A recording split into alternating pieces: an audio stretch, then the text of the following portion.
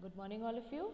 Now today in continuation with the same English literature chapter, The Merchant of Venice, we will continue, and yesterday we started the play, and we saw that this is not the complete play, this is just an extract or an excerpt from the play. We had to look at the entire story background, and now this portion deals with mercy that we have already seen. So now we are already in the chapter, and I think from page 145 we have done the Shylock dialogue, that how like a fawning publican he looks. I hate him for he's a Christian. So Shylock, as soon as he sees Antonio, he says that, see, he looks like a very attractive tax collector, and he says that he hated him because he was a Christian, but he hated him more. Why? Because in his simplicity, in his kindness of heart, he gave out money to people without any interest. And you know, when he gave out money without any interest, what happened? The rate of interest in Venice, it went down. And you know, Shylock, on the other hand, he was also a money lender, and he gave out money at very high rates of interest. And so because of Antonio, the rate of interest came down in Venice, and that hurted his business ventures also. So that is why he hated him. And then he said that if I could catch him once upon the hip, I will feed fat the ancient grudge I bear him. So he says that if once I get my hold on him, then I will really take out my grudge. Means I will take it out in a real fat and a real big manner. So like he is thinking in himself. So Bassanio is like, Shylock, are you listening? Do you hear? So Shylock, he says, I am debating of my present store. I cannot instantly raise up the cross. So he says, no, I am just simply thinking in my mind as to what to do and how much money I have with me. And he says that, you know, I do not have that money with me at hand. Like 3,000 ducats, I don't have it in my hand. But wait a minute. For how many ones do you want the money?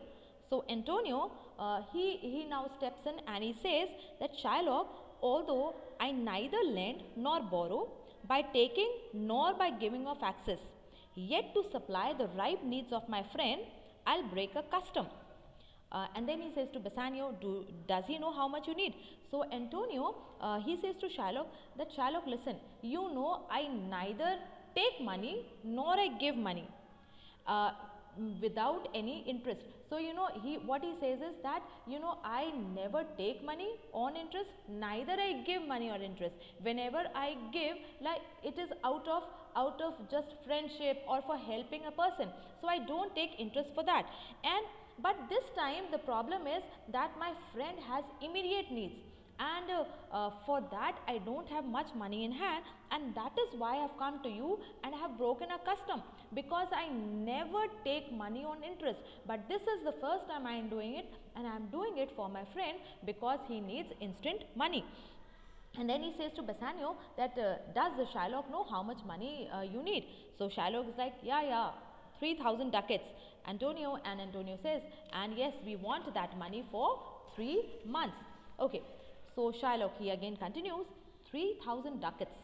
'Tis a good round sum. 3 months from 12. Then let me see. This kindness will I show. Go with me to a notary. Seal me there your single bond. So he says, okay, 3,000 ducats. Now that is a real good hefty round sum. And then he says, okay, so you will return, you want it for 3 months. 3 months from this 12th of this month. Okay, then he says, okay, let me see. And then he says, okay, I will show you this kindness and I will lend you the money. But he says that, okay, but still you come to the notary with me. Alright, who is a notary, by the way? Why we go to the notary? Yes, class? Ever heard why we go to the notary? Class 8, are you able to hear me? Am I audible? Yes, ma'am. Alright, okay. Yes, ma'am, you are audible. Alright, then it's okay. Alright, you know why he wanted to take him to the notary? To sign a bond. Alright, and then to seal it, so that, you know, if in case Antonio is not able to pay back the money, then he'll be able to take off his grudge on him. So he says, okay, I will show you this kindness, but you simply come to the notary with me and seal me there your single bond, and come with me there, and we will seal this bond, and in a merry sport, if you repay me not on such a day, in such a place, such sums or sums are expressed in the condition, let the forfeit be nominated for an equal pound of your fair flesh. So what he says that, okay, I will give you the money, but let's do this thing. You come to the notary with me, and let's seal the bond. And then just in jest, like just as a joke or in merry fun, if in case you are not able to return to me the money on the particular date that is mentioned, and in a particular place that is mentioned, and the particular amount that is mentioned, then let the forfeit, what is the forfeit? Then let the fine or penalty for not paying me back the money on the due date, let it be an equal pound of flesh of your fair, flesh. Then he says, okay, if you are not able to pay me back the money, then what I will do, I will take a pound of flesh from your body to be cut off from any part of your body which pleases me. So you see, now that is how we see his devious and evil nature. He is ready to pay him the money, but you know, he is not losing any chances, and he's saying that, okay, I will give you the money, but in case you are not able to pay me back, then let's sign a bond, and if you are not able to pay me back the money, then from whichever part of your body I feel like, I will take a pound of your fair flesh or of your flesh. So now Bassanio, he is like shocked. He says to Antonio, you shall not seal to such a bond for me. That no, my friend, I will not allow you to seal such a bond or to sign such a bond for me. But Antonio, like, he is cool and is compassed, and he is saying, why fear? Why fear not, man? I will not forfeit it. And he says that, okay, you don't worry, and I will not have to pay the fine or the penalty. Within these 2 months, that's a month before the bond expires, I do expect return 3 times the value of this bond. So he says that you don't worry, and I won't have to pay the penalty. Why? Because in 2 months time, that means a month would be still left to pay back the money, and in 2 months time I will have the ships coming back with money which would be 3 times the amount of the money that we have to repay him. So you don't worry, I will have enough money to repay him. So obviously there is no chance of giving a fine or a penalty. So Antonio, he says, yes, Shylock, he is ready, means for his friend he is ready, and he's also convinced, he is sure that his ships will come back and he'll have enough money to pay back this loan or the debt that he is taking for his friend.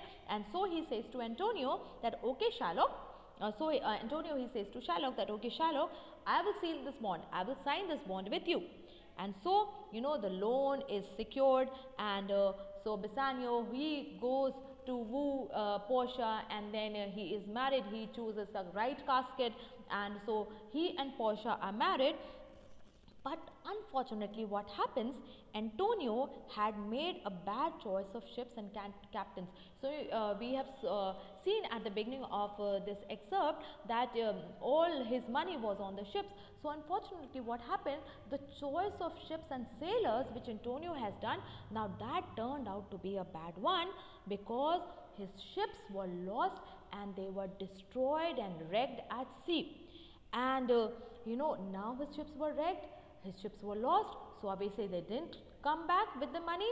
And now this is what the wicked Shylock had desired.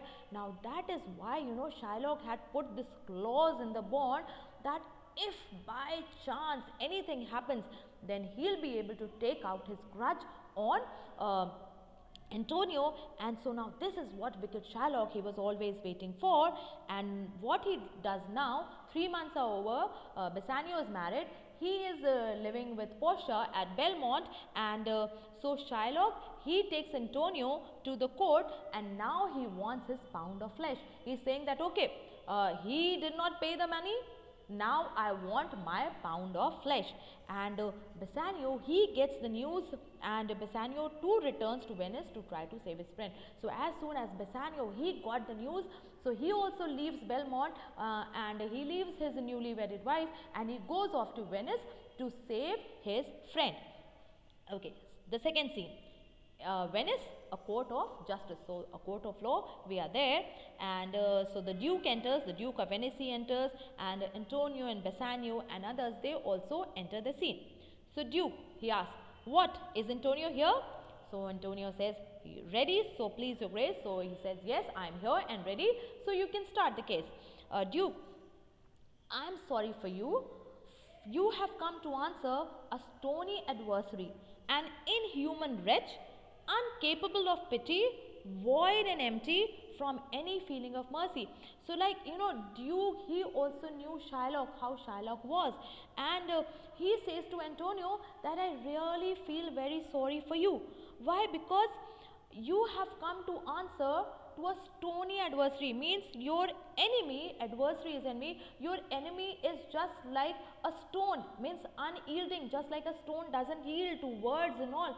So is Shylock. He is unyielding, he is stony, he is ruthless, he is a ruthless enemy, and he is saying that he is an inhuman wretch, means he is a very bad person. He does not have the qualities and the ideals that a human should have. So he does not have the human qualities of compassion and mercy and pity. And so he's saying that he is incapable of pity, he is void and empty, means he is devoid, he is lacking from any feeling of mercy. So that is why he was feeling very sorry for Antonio, that you have come to answer to a person, your enemy is such who is ruthless, who is devoid of pity, and who is devoid of any feeling of mercy. So Antonio, now he speaks, he says, I have heard your highness has taken great pains to be merciful, but since he is obdurate, and that no lawful means can carry me out of his enemy's reach, I am armed to suffer with a quietness of spirit the very tyranny of his and rage of his. So Antonio, he says that yes sir, I have heard that your highness, means the Duke, he has really taken great pains to talk to Shylock, so that he can come out of this and not take his pound of flesh. So he says to the Duke that yes sir, I have heard that you have tried your best to be merciful, but then since Shylock is obdurate, means since Shylock, he is stubborn and he would not even listen to you, and there is no lawful means, because he has signed the bond, Antonio has signed the bond. So now there was no lawful condition there with which he could come out of this, because he has signed the bond and he was not able to pay the money. So now he has to suffer the consequences. And so he says, so now since no one can take me out of his clutches, so I am armed to suffer, I am ready to suffer with a quietness, means I am ready with a quietness of spirit, with calmness of mind, I am ready to bear the very tyranny and rage, means I am ready to bear the cruelty and anger, means to bear the cruelty and anger of Shylock. So he says, okay, nothing can take me out of his clutches, so I am ready, very calmly I am ready to bear whatever he has for me.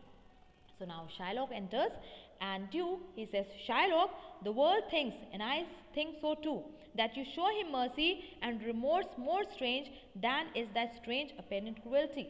And so he says, as Shylock enters, so the Duke, he says to him that Shylock, the world thinks like that, and even I think like that, that you should show him mercy. Alright, that you show him mercy, and that mercy which is as strange to you as your cruel nature is strange to me. So Duke, he says to Shylock that Shylock, the whole world and I also think that you should show him mercy. Though I know that this mercy showing is very strange to you, just like your cruelty is strange to me, and where thou now exactest the penalty, which is a pound of this poor merchant's flesh. And so he says, and now means out of your cruelty you want to take a as a penalty a pound of flesh from this merchant's flesh. So what he wanted to take a pound of flesh, cut off a pound of flesh from Antonio's body as a penalty for him not being able to pay back the money. So Shylock, you'll ask me why I rather chose to have a weight of carrion flesh than to receive 3,000 ducats. I'll not answer that. Some that are mad if they behold a cat, and others when the bagpiper sings.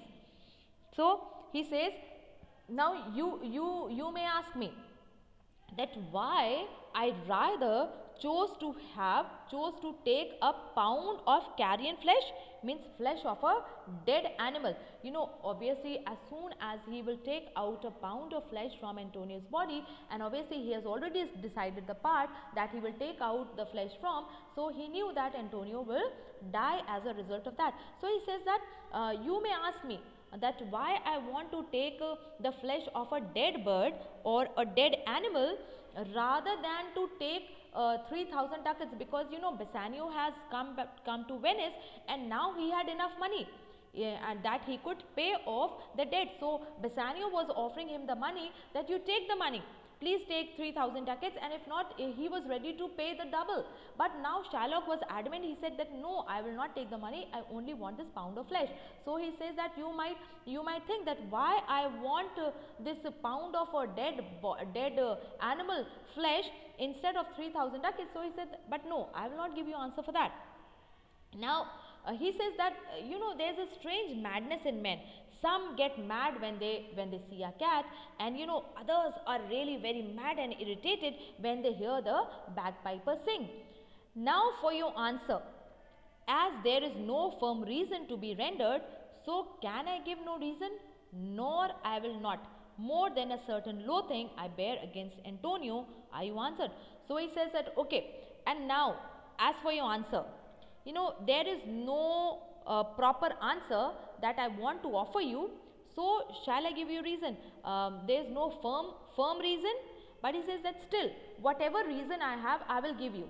And what is his reason? He says that I am really more than a certain loathing I bear against Antonio, that it is just because of hatred that I have for Antonio that I am not taking the money, and I am ready to take his pound of flesh. So all he says that it is, all he is doing is because of his hatred of Antonio. And then he says to the Jews, are you answered? That okay, now have you got your answer? So Bassanio, this is no answer, you unfeeling man. So Bassanio said, no, this is no answer. How can you be so unfeeling, without any feeling, without any pain? So Shylock, I am not bound to please thee with my answers. So Shylock is like, no, I am not here to please you with my answers. This is my answer. I am doing it all out of hatred, and I don't have to answer you, and neither I have to please you with my answers. Do all men kill the things they do not love? So Bassanio, he now wants to talk to him to let him come out of what he wants to do, and says that you know, we may not love so many things, but we don't go about killing all of those. So Shylock, does any man hate the thing and would not kill? And so Shylock says, but is there any man who hates something so much as he does, and if he gets a chance, will he not kill it? So Bassanio, he says, for thy 3,000 ducats, here is 6. So he says, okay, I am ready to double the money. Now we had to pay you back 3,000 ducats, but now I am ready to pay you 6. I would not rear them, I would have my bond. So Shylock, he is adamant, he is stubborn. He says that no, I don't want 3,000, neither 6,000 ducats. I simply want my bond. I simply want, and what was in the bond? A pound of flesh from Antonio's body from wherever he pleases. Okay. How shall you hope for mercy if you give none? So Duke, he also now enters the conversation, and he so says to Shylock that if you do not show mercy, how you expect to get mercy in this world and even you know, before God? So Shylock, what judgment shall I dread, doing no wrong? If you deny me justice, fie upon thy law. And so he said that why should I fear? Why should I fear?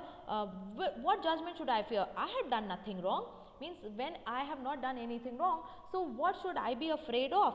And then he says to the Duke that if you don't give me justice, then I am disgusted with your law. If you are not ready to grant me justice just as the bond says, then I am really disgusted with your justice, with your law. So Duke says, I have sent for a learned doctor, Bellario, to determine this case today. So Duke says that, Duke, he wanted to somehow save Antonio from the clutches of Shylock, because he knew that Shylock, whatever he was doing now, he was doing it out of his hatred.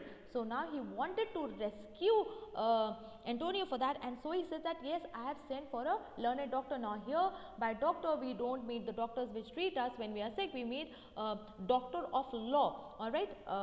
So he says that I have sent for a learned doctor. The name of the doctor was Bellario, and he will determine, he will come here and he will talk on this case with me.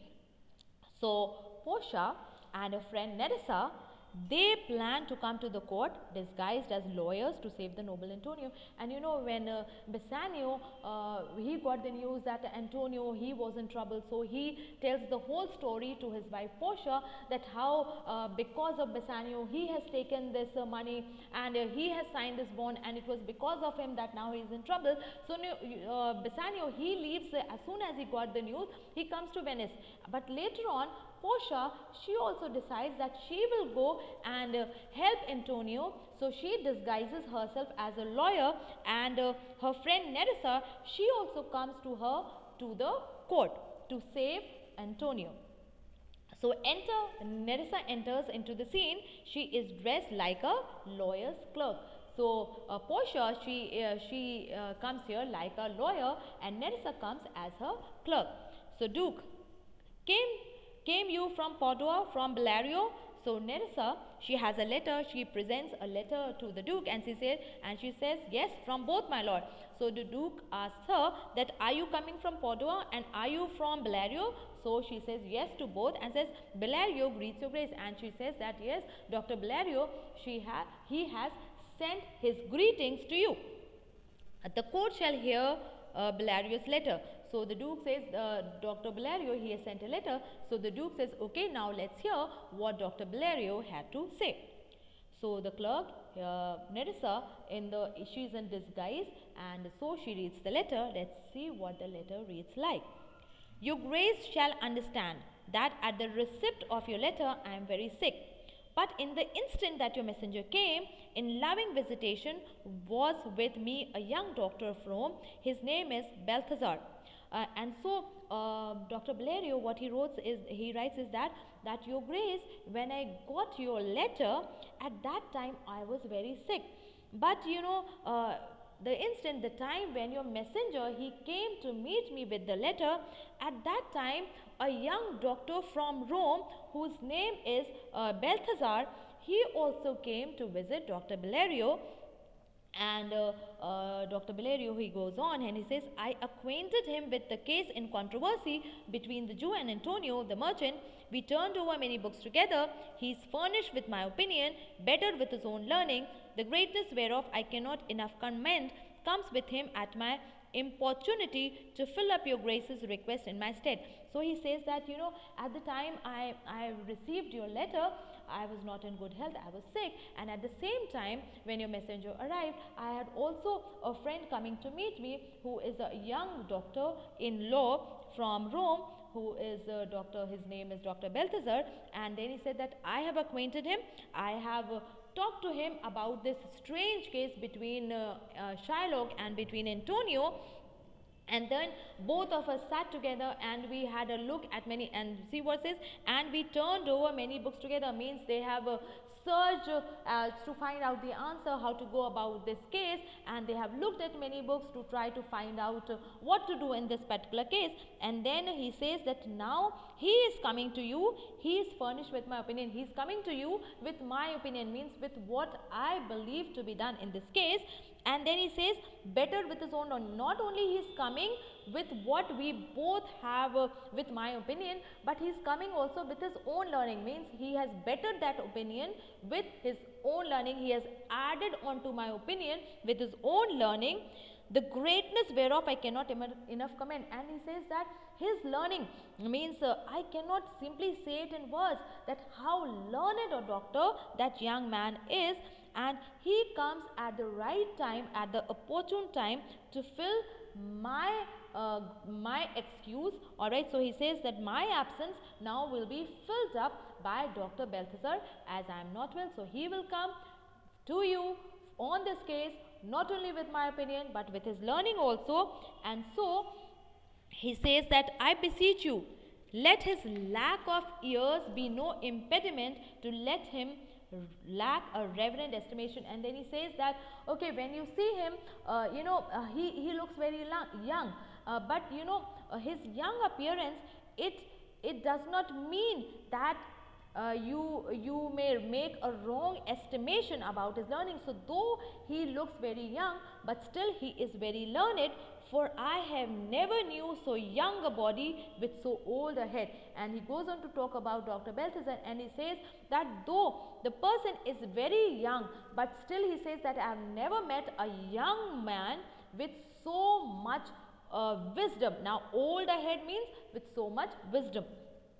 I leave him to your gracious acceptance, whose trial shall better publish his commendation.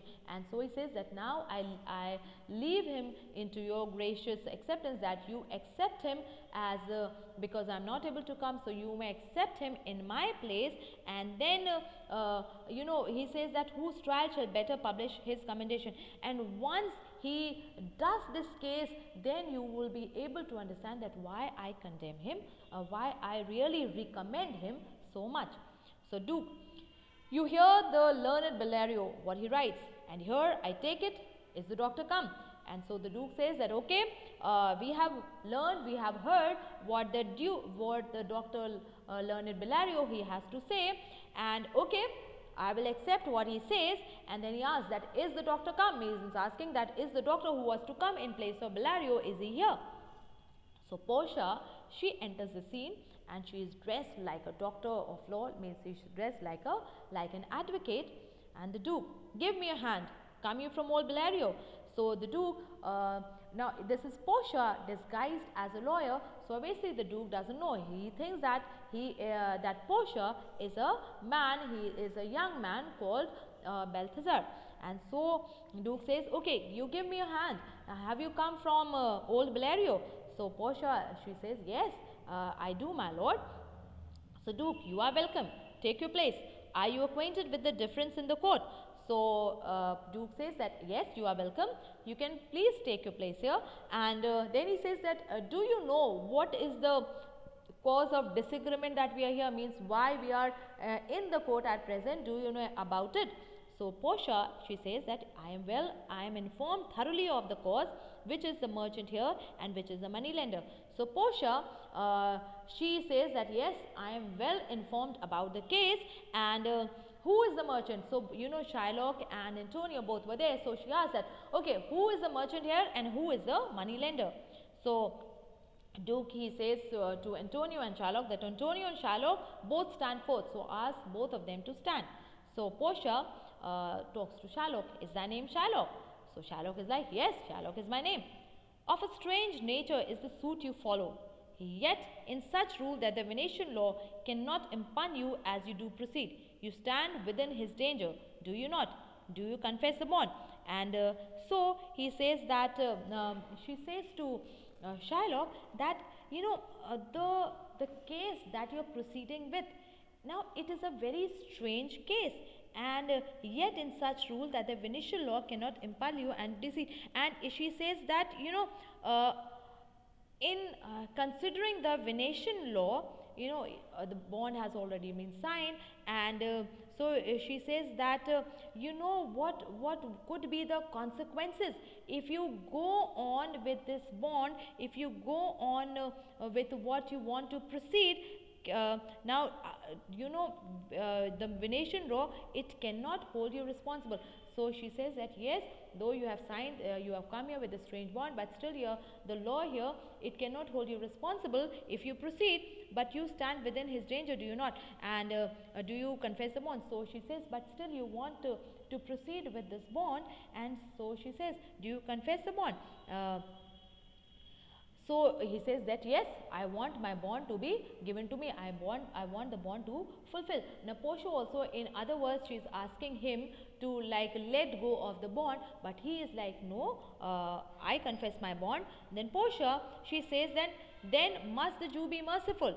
So she says to him that then why don't you be merciful? Why don't you show mercy to the merchant? So Shylock is like, on what compulsion must I? Tell me that.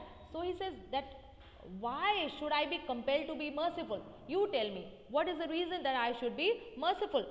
So now Portia, now this the next few verses that we have is a very important and very famous lines which tells about the quality of mercy. So here she talks about mercy, and she says that the quality of mercy is not strained. So she says that this virtue of mercy, it is not forced. You cannot force anyone to be merciful. It drops as a gentle rain from heaven upon the place beneath. And just like rain falls from heaven on the ground beneath, so mercy also flows from the heart of men. It is twice blessed. And then she goes on and she talks about mercy, and she says that mercy, the virtue is twice blessed. Now why it is twice a blessing, means two times a blessing, why not just once, why it is twice a blessing? She says that it blesses him that gives and him that takes it. Means not only the person to whom you show mercy, that person is blessed, but the person who is showing mercy, that person also being blessed, because he is showing an attribute, a quality that is not of man alone. He is showing a quality, that quality is of a quality which is of God. And so she says that it blesses him that gives and also that takes. So mercy, it blesses both the one who shows mercy and the one who receives mercy. It is mightiest in the mightiest, and she says that this virtue means among the mightiest of the men, the mightiest virtue that you might have is mercy. It becomes the throned monarch better than his crown. And just like we say that a crown suits a king, so mercy suits a king even better than a crown suits him. So what it means is that a ruler, he should have this quality of mercy to him, in addition to him being wearing a crown. His scepter shows the force of temporal power, the attribute to awe and majesty. And she continues to say, and she is the scepter. Scepter is a rod-like thing which the king he holds in his hand, and he holds it on ceremonial occasions and all. And it is a symbol of authority, that the king he is authorized to give verdicts, or he is authorized to take to give orders. And so Portia says that the scepter shows the force of temporal power. The scepter which the king, the rod of authority which the king holds in his hand, it shows temporal. Temporal means earthly power. Earthly power is not eternal, it is not permanent, it is temporary. It is here for one day, but one day it will be gone. So what she says is that the king, mercy suits him better than his crown, and it is mightiest among the mightiest. And though the scepter which the king has, now it shows only temporal power, only earthly power, and power which is here now, and it can go back and can be taken from him. The attribute to awe and majesty, wherein doth sit the dread and fear of kings, but mercy is above the scepter's sway. And Portia says that the scepter which shows temporal power, and the quality of when a king he has the scepter in his hand, people they are filled with awe and respect and fear of the king. They are so afraid when they see a scepter in the hand of a king. And see, wherein doth sit the dread and fear of kings, and in the scepter, The fear of kings is there. You know, people are afraid when they see the scepter. They are filled with awe and respect and fear when they see the scepter in the hands of kings. And though this is just temporal, this is just temporary, wherein but mercy is above this scepter, say. But she's saying that mercy, when we talk about mercy, now mercy is even above this. Mercy is even above that ornamented scepter that the king holds in his hand. It is enthroned in the hearts of kings. And she says that mercy is even above all this, and it is enthroned just like a king is enthroned on the throne. So mercy is enthroned, it is enthroned in the hearts of the kings. It is an attribute of God himself. She says that mercy is a quality of God. An earthly power doth show like God's when mercy seasons justice. And she says that earthly power comes close to looking God-like when mercy is when justice is added up, all right, to mercy, all right, or when mercy is added up to justice. So what she says is that earthly power becomes close to God like when mercy is added to justice. Means when we are giving justice, if we are being merciful at that time while giving out judgment, so that judgment brings us close to looking a judgment given by God. Okay, therefore Jew, consider this, that in the course of justice none of us should see salvation.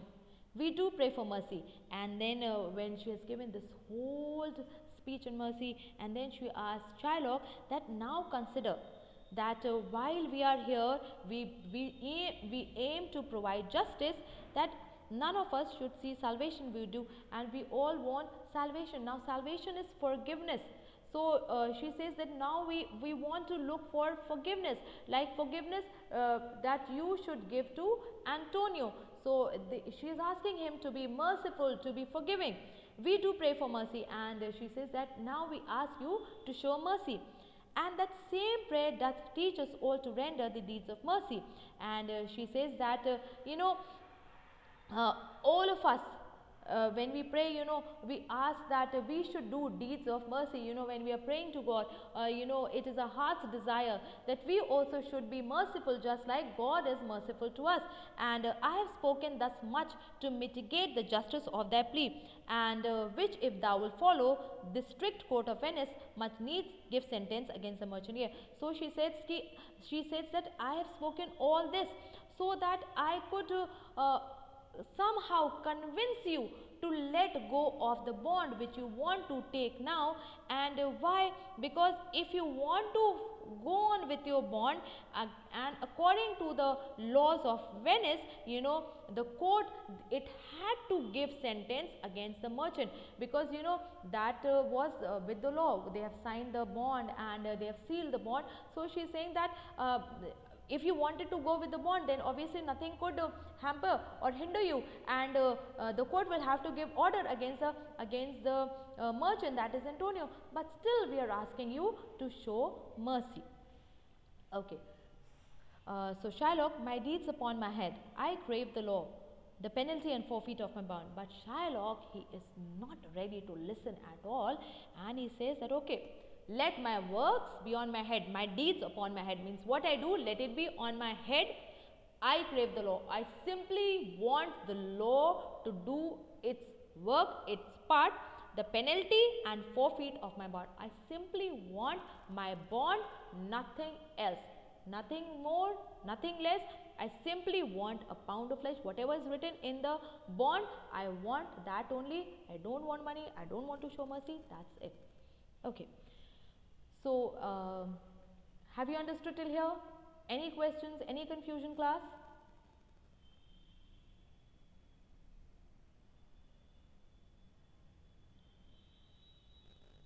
Yes, class 8B?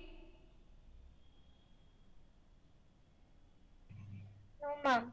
Alright, all understood? Yes, ma'am. Okay.